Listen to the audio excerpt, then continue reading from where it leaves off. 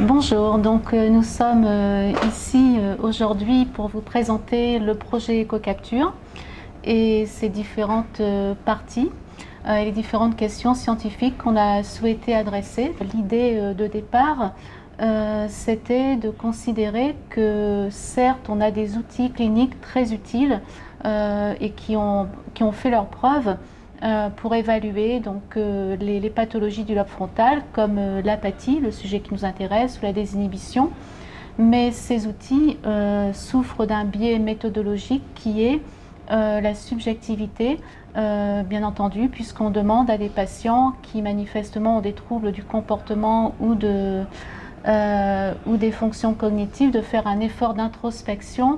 et de rendre compte de la pathologie à laquelle ils sont confrontés. Sur cette base, on va dire méthodo, Richard Lévy m'a confié en 2013 ce projet avec une feuille de route qui était a-t-on la possibilité aujourd'hui, avec cette question scientifique et ce biais méthodologique, et le fait que d'un autre côté, on a une progression très importante des produits, des outils technologiques comme les capteurs et tout mécanisme qui est capable d'enregistrer le comportement, de monter un projet qui nous remettrait dans une position d'observateur du patient en utilisant ces nouvelles technologies et dans des conditions dites écologiques, ça veut dire proches de la vie réelle. Donc en même temps, on avait ici à l'ICM la mise en œuvre de la plateforme Prism, qui est une ressource propre à l'ICM et dont l'objectif est de proposer aux chercheurs un espace d'exploration fonctionnelle en conditions écologiques. Donc le projet EcoCapture est né de ces considérations et on a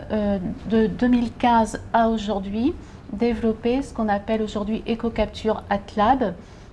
Il s'agit de positionner, d'évaluer les patients dans la salle d'attente en essayant d'obtenir une signature comportementale de l'apathie, donc qui est pour nous définie comme une réduction quantitative du comportement dirigé vers un but,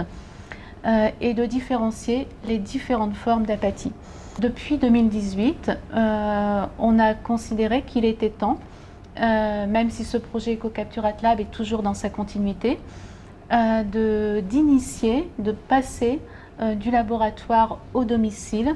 et de développer la deuxième partie du projet qu'on appelle EcoCapture Atom et qui a été portée donc par Valérie, postdoc, depuis fin 2018. Exactement. Voilà. Donc l'étude EcoCapture Atom, en effet, s'inscrit dans la continuité de la première étude EcoCapture AtLab. Et elle va donc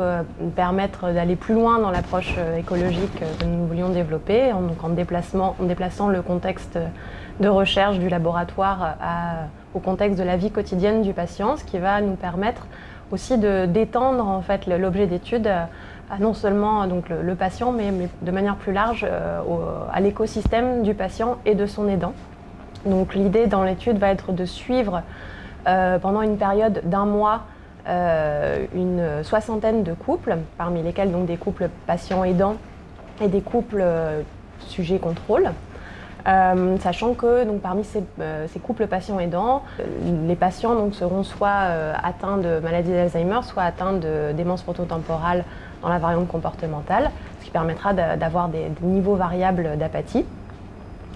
Et donc chez cette soixantaine de couples qui seront suivis pendant 1 mois, on va donc collecter un certain nombre de données, en particulier donc 2 grands types de données. D'une part, ce qu'on appelle des données passives, qui proviennent donc de capteurs qui seront sur un bracelet qui sera porté par à la fois le patient et son aidant.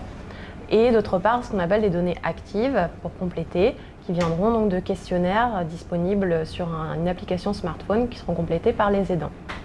Et grâce à l'ensemble de ces données collectées à distance, on espère pouvoir valider finalement une méthode de mesure de 3 marqueurs comportementaux supposés être associés à l'apathie, à savoir le niveau d'activité dans la journée, la qualité du sommeil et le niveau de variabilité émotionnelle. Et autant on s'intéressait dans la première étude EcoCapture AtLab plutôt au mécanisme aussi sous-jacent de l'apathie, Autant dans cette étude, on va s'intéresser surtout aux conséquences dans la vie quotidienne et en particulier, on va s'intéresser à voir comment la mesure des marqueurs comportementaux de l'apathie va nous permettre de prédire l'état psychologique du couple, en particulier l'état psychologique de l'aidant. Donc en définitive, on espère que ce projet va nous permettre de développer concrètement un outil qui permette d'améliorer le diagnostic, d'affiner le diagnostic du patient, de suivre à distance l'état du patient mais aussi l'état de l'aidant et prévenir éventuellement par exemple des situations de burn-out de l'aidant et en définitive d'ouvrir des perspectives pour de nouveaux traitements qui soient plus personnalisés et plus adaptés au contexte de vie quotidienne du patient.